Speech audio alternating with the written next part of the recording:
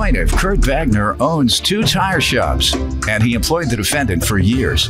However, Kurt claims he was forced to fire the defendant after he had marijuana delivered to Kurt's shop, and he's suing today for the balance due on loans.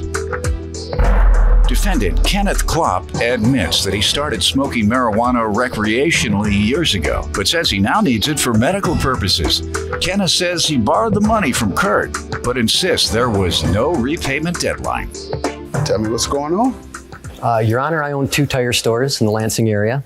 Ken worked for one of those stores from 96 to 97. Lansing, Michigan? Lansing, Michigan. He was rehired by the company in 2005, and over the course of the next 5 years became manager of one of those stores. During the course of his employment, I became aware of rumors that Ken liked his marijuana. And having never smelt it on his person, and never given any evidence that if it was true, it affected his job performance, I chose not to act on those rumors. This guy sounds like me. That's right. I don't act on the rumors I hear. And frankly, Your Honor, I felt... You were in the college town, Lansing. Yes, sir. So half the college students there smoking weed. Go ahead. Frankly, I felt, Your Honor, what Ken does on his own time was Ken's business. And I felt that way until Ken arranged to have a delivery made to my tire store, at which time I felt it was my business. It was my business. So, Your Honor, I know you're from Michigan. I don't know if you're familiar with our laws that now permit for the dispensing of medical marijuana. I'm still a Michigan resident. Excellent. Excellent. You don't have to teach so you me are the familiar. law.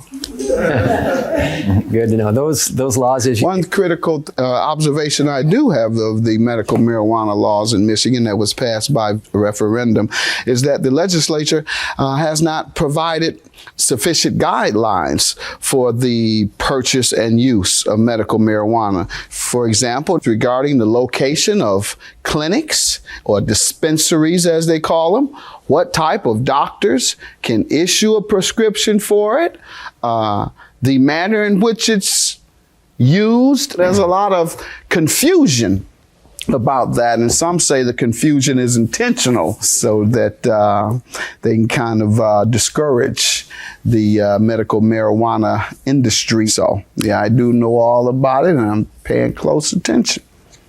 At the very least, that legislation has relaxed the laws, as you said. And my contention is they have not relaxed it to the point where a non-card holder can arrange to have a delivery made to Correct. He's not a card holder, obviously. I do not believe that to be the case.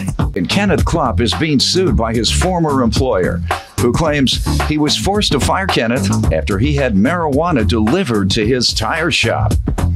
All right, before we get to the loan, let me hear from you about your marijuana issues, particularly having your marijuana dropped off at his place of business. I've actually been smoking marijuana for many, many years. I did quit for a while. Then I started coming across a lot of medical problems where I was taking a lot of medications. The medications I was taking were starting to cause other issues, health issues for me. And I resided back to smoking the marijuana. Even though it was illegal, that was, in my opinion, was a better route to go because I was starting to get other medical issues from the medication I was taking. Yeah, Montel Williams is a big advocate for medical marijuana in states that do not allow it and in making sure that it's a smooth process. After he was, I think, detained, to say the least, at an airport for marijuana, and his defense was that he had a medical condition that allowed him to use marijuana, and he says it relieves his pain. I don't know what your medical condition is, because some folks fake and act like their backache can allow them to get some little weed. My back aches right now. It does. But I asked Debbie for some icy hots. The things that you buy at the pharmacy and you put on them like athletes, and it makes your back feel better. I didn't ask her to get some marijuana. You should ask me. Gotcha. So, you tell me, what is your medical condition, if you don't mind? Well, if you mind, you don't have to tell us. It's basically, I've got bad back issues. Unfortunately, that's what it is. Go get him icy hot. We're going to get you an icy hot. Actually, I use that quite often now. You use icy hot? Yes, all the time. Right. Well, I'm good right now. He's all right now. But does weed help? It did. It stopped helping? I have quit smoking marijuana. Oh, good. The incident that happened that if you have something to replace it, I wouldn't want you to suffer. Yeah. Go ahead. The incident that happened that caused me to lose my job with Kurt kind of opened my eyes and realized that that's not something I need to depend on anymore. That you should look for alternative ways until the law is very clear. Right. And until they issue you a card for medical marijuana. I agree with that 100%. All right, good. All right.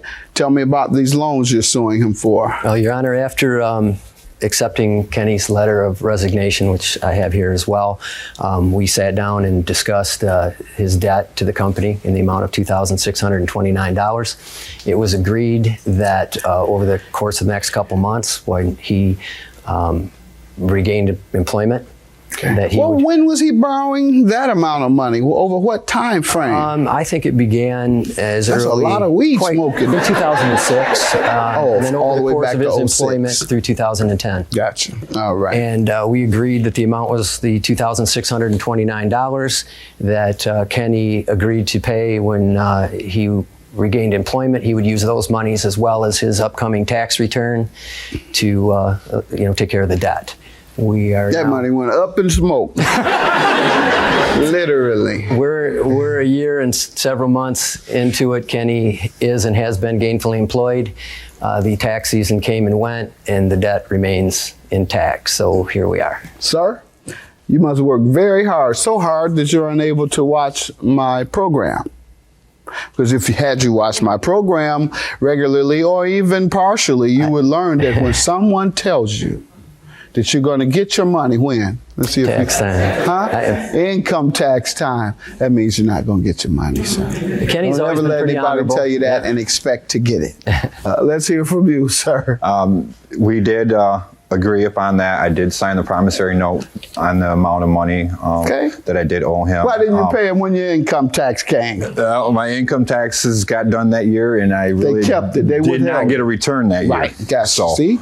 I knew when I did sign, the government garnished it. I owed money to the state. They took it. I didn't get any money that year. Oh. Well, I did get a return. The return was less than $100 return. So when I did sign the promissory note with Kurt, there was no time frame of when to pay the loan back has to the him. Note?